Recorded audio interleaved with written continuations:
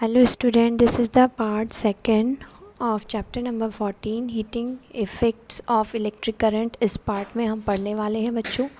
Electric current में हम लोगों ने अभी तक पढ़ा है कि एक इलेक्ट्रिक सर्किट को किस तरह से बनाया जाता है और उसके अंदर कौन कौन से कंपोनेंट यूज़ लिए जाते हैं। इस पार्ट में हम पढ़ने वाले हैं कि जो प्रॉपर्टी है इलेक्ट्रिक करंट की वो एक प्रॉपर्टी है हीटिंग इफ़ेक्ट। इट मीन्स कि इलेक्ट्रिक करंट जब किसी सर्किट में फ़्लो करेगी तो जब उस किसी रजिस्टर के अंदर से वो फ़्लो करेगी तो वो रजिस्टर में एक हीटिंग इफ़ेक्ट दिखाई देगा। हीटिंग इफ़ेक्ट का मतलब होता है गर्म होना। हीटिंग कॉइल, निक्रोम वायर हम एक रजिस्टर की तरह यूज़ लेंगे बच्चों। निक्रोम वायर एक अलॉय होता है और इस वायर के अंदर निकल, आयरन एंड क्रोमियम तीनों का मिक्सचर लिया जाता है। कुछ कुछ परसेंटेज में इनको मिलाया जाता है और एक हीटिंग कॉइल बना दी जाती है। जब ये हीटिंग कॉइल तैयार हो जाती है तो इसको हम एज ए रजिस्टर किसी सर्किट के अंदर यूज़ लेते हैं और जब उस सर्किट के अंदर करंट फ्लो होती है उस रजिस्टर से तब वो हीट अप हो जाता है, मतलब वो गर्म हो जाता है जब उसमें से करंट फ्लो होती है। द जनरेशन और production of heat in a resistor और कंडक्टर, किसी कंडक्टर या किसी रजिस्टर में से जो प्रोडक्शन हुआ है हीट का, जनरेशन हुआ है, जनरेशन मतलब होता है जनरेट होना, मतलब कि चलना, या प्रोडक्शन मतलब पैदा होना। हीट का जो प्रोडक्शन हुआ है बच्चों रजिस्टर में से और कंडक्टर में से जो हमने निक्रोम वायर लगाया है उसके अंदर, when electricity passes through it is called heating effect of electric current. जब किसी इलेक्ट्रिक करंट जब किसी कंडक्टर या रजिस्टर में से जनरेट होती है, प्रोड्यूस होती है और हीट उसमें से प्रोड्यूस होती है तो इसका मतलब इलेक्ट्रिसिटी के पास होने पर जब हीट प्रोड्यूस हो रही है तो यही उसका हीटिंग इफ़ेक्ट होता है, करंट का हीटिंग इफ़ेक्ट होता है। The heat produced in a resistor when current is passed through it depends on the following factors. It means कि जो हीट किसी रजिस्टर के अंदर से प्रोड्यूस हो रही है जब उसमें से करंट पास होती है तब वो डिपेंड करती है बच्चों 3 फैक्टर के ऊपर।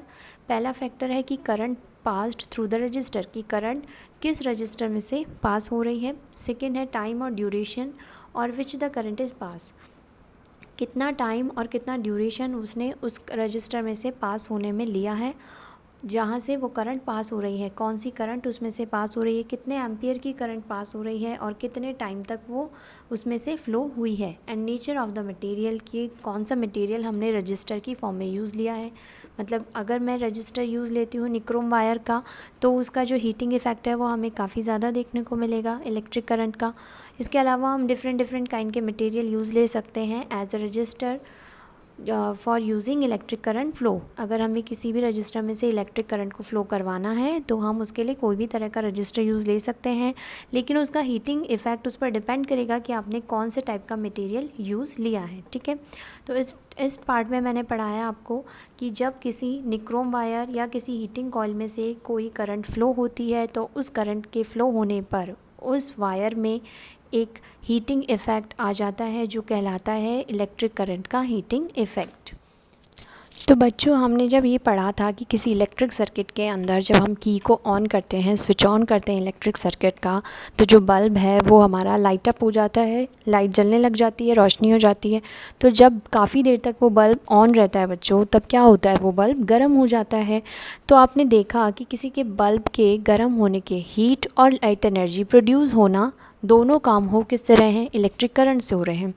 तो क्वेश्चन ये बनता है बच्चों कि how the heat and light energy is produce, उस बल्ब में से जो हीट है वो कैसे प्रोड्यूस हुई और जो लाइट है वो भी कैसे प्रोड्यूस हुई। तो लाइट प्रोड्यूस होना और हीट प्रोड्यूस होना दोनों का रीज़न एक ही है, इलेक्ट्रिक करंट। लेकिन ये इलेक्ट्रिक करंट कैसे काम करती है वो इसमें आपको बताते हैं।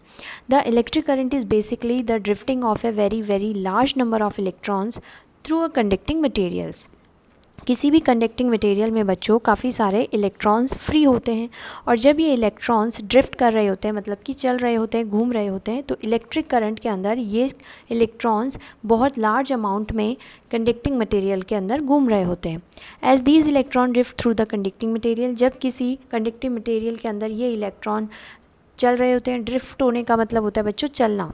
ठीक है, दे एक्सपीरियंस रेजिस्टेंस और फ्रिक्शन, ये सब जो इलेक्ट्रॉन्स हैं ये एक्सपीरियंस करते हैं एक तरह का resistance and friction which depends upon the nature of material, depend करता है कि जो मटेरियल आपने यूज़ लिया है एज अ रजिस्टर, किसी हीटिंग कॉइल के अंदर आपने जो भी मटेरियल यूज़ लिया है उसके ऊपर डिपेंड करता है कि ये कितना फ्रिक्शन और कितना रेजिस्टेंस एक्सपीरियंस करते हैं, ठीक है। It is friction due to which the mechanical energy possessed by the drifting electrons changes to its heat energy। तो बच्चों क्या होगा जब फ्रिक्शन उन इलेक्ट्रॉन्स को फील होगा कुछ कंडक्टिंग मटेरियल्स के नेचर की वजह से, तो जब वो फ्रिक्शन या रेजिस्टेंस उनको फील होगा उसी फ्रिक्शन को वो मैकेनिकल एनर्जी की तरह ट्रीट करते हुए उसको चेंज कर देंगे उसकी हीट एनर्जी में। एक्चुअल में बच्चों होता क्या है, सिर्फ इलेक्ट्रॉन्स जो होते हैं अगर उनके रास्ते में कोई भी रेजिस्टेंस नहीं आता है, रेजिस्टेंस मतलब कि कोई भी रुकावट नहीं आती है, तो वो आसानी से फ़्लो कर जाते हैं। लेकिन मटेरियल की नेचर की वजह से अगर उनके रास्ते में कोई भी रेजिस्टेंस आ रहा है तो उसकी वजह से उन्हें फ्रिक्शन फील होगा और वही फ्रिक्शन की वजह से उन्हें मैकेनिकल एनर्जी फील होती है। यही मैकेनिकल एनर्जी ये ड्रिफ्टिंग इलेक्ट्रॉन्स चेंज कर देते हैं हीट एनर्जी के अंदर। तो अगर हम कोई कंडक्टिंग मटेरियल कॉपर या एल्यूमिनियम का लेते हैं, if the conducting material is copper और एल्यूमिनियम, तो कॉपर और एल्यूमिनियम में बच्चों प्रैक्टिकली कोई रेजिस्टेंस नहीं होता। ये हम मान के चलते हैं कि copper and aluminium are the good conductor of electricity. It means कि उनके बीच में कोई भी खास रेजिस्टेंस नहीं मिलेगा, तो इलेक्ट्रॉन्स जो है वो आसानी से पास कर जाएंगे और इलेक्ट्रिसिटी ईजिली फ्लो हो जाएगी। Thus the electric current just passes through them without producing any heat energy। और जो इलेक्ट्रिक करंट है वो बिना कोई फ्रिक्शन फील करे हुए कोई हीट एनर्जी प्रोड्यूस नहीं करेगी।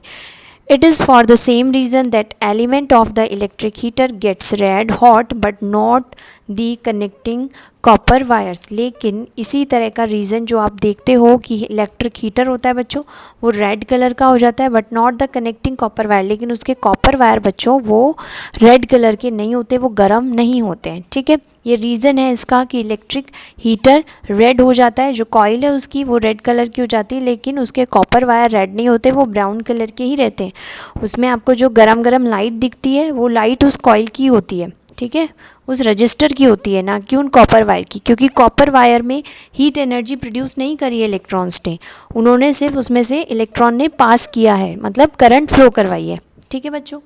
In the case of element of heater which is made of nichrome, heater के अंदर बच्चों निक्रोम लगा होता है। निक्रोम है लार्ज रेजिस्टेंस इज ऑफर्ड, आपको क्या देगा, बहुत ज़्यादा रेजिस्टेंस ऑफर करेगा। The mechanical energy of drifting electron change to heat energy rapidly, जो मैकेनिकल एनर्जी होगी ड्रिफ्टिंग इलेक्ट्रॉन्स की, जो इलेक्ट्रॉन्स चल रहे हैं उनकी मैकेनिकल एनर्जी हीट एनर्जी में चेंज हो जाएगी।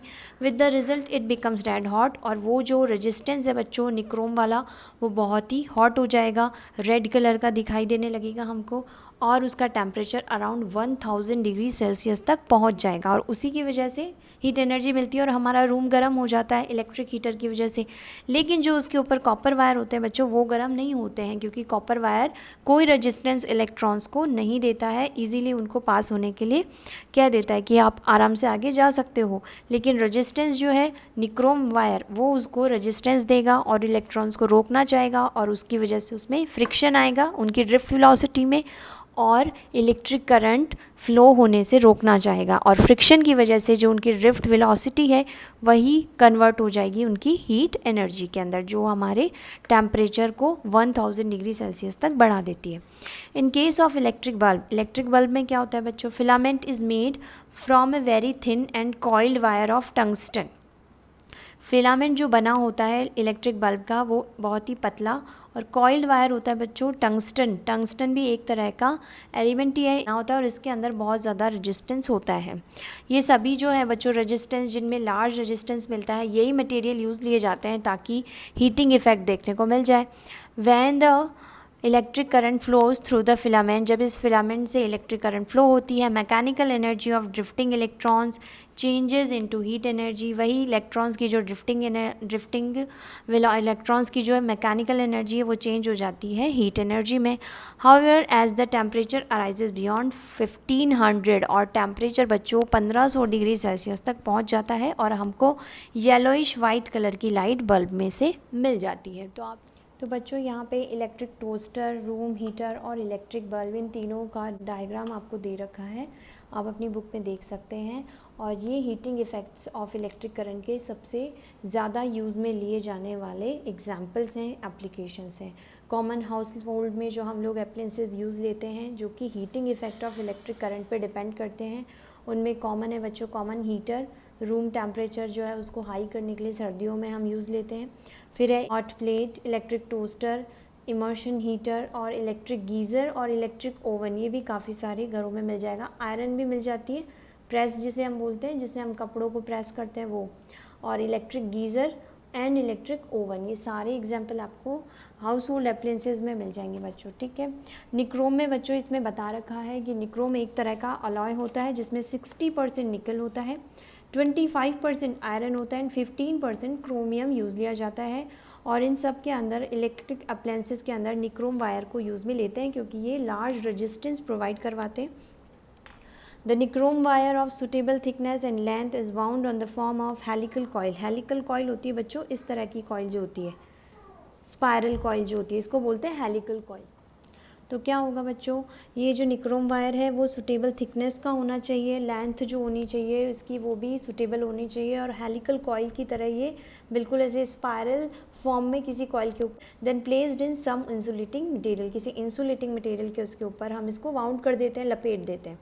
This insulating material protect us from any electric shock. Electric shock से बच्चों अगर आपको बचना है तो आपको इंसुलेटिंग मटेरियल अच्छा यूज़ लेना ज़रूरी है, जिसके ऊपर आपने उस कॉइल के ऊपर जिस पे आपने उसको लपेटा है हेलिकल कॉइल पे, तो उसके लिए आपको इंसुलेटिंग मटेरियल अच्छा होना बहुत ज़रूरी है, क्योंकि जब करंट उस पे से पास होगी हीट एनर्जी प्रोड्यूस होगी, और अगर इंसुलेटिंग मटेरियल अच्छा नहीं होगा तो इलेक्ट्रिक शॉक लगने का खतरा भी। इलेक्ट्रिक बल्ब के अंदर लार्ज अमाउंट में एनर्जी होती है, इलेक्ट्रिक एनर्जी होती है, और वो कन्वर्ट हो जाती है हीट एनर्जी में रेदर देन लाइट एनर्जी। काफ़ी सारा जो अमाउंट है इलेक्ट्रिक बल्ब में इलेक्ट्रिक एनर्जी का वो कन्वर्ट हो जाता है हीट एनर्जी में, लाइट एनर्जी की बजाय। Filament based electric bulbs are inefficient and waste large amount of electric energy. इसका मतलब ये जो फिलामेंट वाले जो बल्ब होते हैं बच्चों, जो पहले आते थे हमारे येलो कलर की जिनमें लाइट आती थी, उन वाले बल्ब के अंदर काफ़ी सारी जो एनर्जी है इलेक्ट्रिक एनर्जी वो वेस्ट हो जाती थी। अब उस वेस्ट एनर्जी को आपको बचाना है, अगर कुछ अमाउंट आपको एनर्जी का सेव करना है, इट मीन्स कि आपकी जो इलेक्ट्रिकल एनर्जी है वो हीट एनर्जी के अंदर कन्वर्ट ना होके सिर्फ लाइट एनर्जी में ही कन्वर्ट हो। आपको लाइट चाहिए बल्ब से तो लाइट ही मिले, हीट एनर्जी का आपको क्या काम है, वो गर्म होता है तो आपको उस गर्म के गर्म होने से कोई मतलब नहीं है, तो हीट एनर्जी आपको चाहिए नहीं, आपको क्या चाहिए, बल्ब से लाइट एनर्जी चाहिए। तो आप चाहोगे कि इलेक्ट्रिक बल्ब आपको सिर्फ लाइट एनर्जी दे, तो ये जो वेस्टेज ऑफ एनर्जी है इसको कम करने के लिए बच्चों अब यूज़ में लिए जाते हैं फ्लोरोसेंट ट्यूबलाइट। ये फ्लोरोसेंट ट्यूबलाइट क्या होती है बच्चों, ये बेटर सब्सटीट्यूट है fluorescent tubelight which waste for less electric energy. ये कम से कम इलेक्ट्रिक एनर्जी को वेस्ट करते हैं। आजकल जो है CFL यूज़ में ली जाती है, हर घर में आपको CFL मिल जाएगा। ये बल्ब जो है वो हर घर में यूज़ लिए जाते हैं आजकल, और ये काफ़ी एफिशिएंट होते हैं। इनकी जो कैपेसिटी है इलेक्ट्रिसिटी प्रोड्यूस करने की, कम इलेक्ट्रिसिटी पे ये काफ़ी अच्छी लाइट भी प्रोवाइड करवा देते हैं। दे आर एक्सपेंसिव, ख़रीदने में थोड़े महंगे होते हैं बच्चों। जो फिलामेंट वाला बल्ब आता है उसके कंपैरिजन में थोड़ा सा एक्सपेंसिव होता है, बट 4 टाइम्स मोर एफिशिएंट। एक बार आपका पैसा ज़रूर खर्च हो जाएगा, लेकिन ये 4 गुना आपको ज़्यादा एनर्जी, लाइट एनर्जी प्रोवाइड करवाएगा then the filament based bulb. I think, मुझे नहीं लगता आजकल घरों में कोई बल्ब यूज़ भी करता होगा जिसमें येलो कलर का लाइट आता होगा। ज़्यादातर घरों में CFL और आजकल तो LED चलते हैं, LED बल्ब होते हैं बच्चों। LED एक लाइट इमिटिंग डायोड से बना बल्ब होता है, उसके अंदर तो बहुत ही कम अमाउंट में इलेक्ट्रिक एनर्जी वेस्ट होती है, और सबसे अच्छी बात होती है LED की कि उसको आपको कभी चेंज करना ही नहीं पड़ता है, वो सालों साल चलता है। Light emitting diode are more efficient rather than any kind of CFL और फ्लोरोसेंट ट्यूबलाइट, इन सबसे भी बेस्ट होता है। पर बात वही है कि वो थोड़ा ख़रीदने में थोड़ा महंगा आते हैं। LED बल्ब जो होते हैं, LED लाइट्स, ये थोड़ी सी महंगी होती है, लेकिन रोशनी भी बहुत अच्छी होती है बच्चों, और एनर्जी भी बहुत ज़्यादा सेव करते हैं। अब जो टॉपिक है बच्चों वो आएगा फ्यूज़ सेफ्टी डिवाइस इन इलेक्ट्रिक सर्किट। ये हम नेक्स्ट वीडियो में पढ़ेंगे, क्योंकि ये टॉपिक एक ऐसा टॉपिक है कि मैं आपको इसमें ये बताने वाली हूँ कि अगर आप इलेक्ट्रिक सर्किट में आपको डर लगता है किसी भी सर्किट को छूने से, और अगर इलेक्ट्रिक सर्किट में कोई ख़राबी आ जाती है तो उसके लिए आप कौन सी चीज़ यूज़ ले सकते हो, उसका नाम है फ्यूज़। ये एक तरह की सेफ्टी डिवाइस होती है जो किसी भी इलेक्ट्रिक सर्किट में काम में ली जाती है कि सर्किट में शॉर्ट सर्किट ना हो या ओवरलोड हो जाए तो वो अपने आप ही जो एनर्जी है उसको प्रोड्यूस करना बंद कर दे। तो इस तरह सर्किट ब्रेकर्स का काम ये करेंगे एक तरह से। तो ये हम नेक्स्ट वीडियो में पढ़ेंगे बच्चों। इतना जो पढ़ाया है उसको अपनी बुक में से रीड कर लीजिएगा, जो अंडरलाइन मैंने करी है उसको आप लोग ज़रूर पढ़ लीजिएगा। Thank you.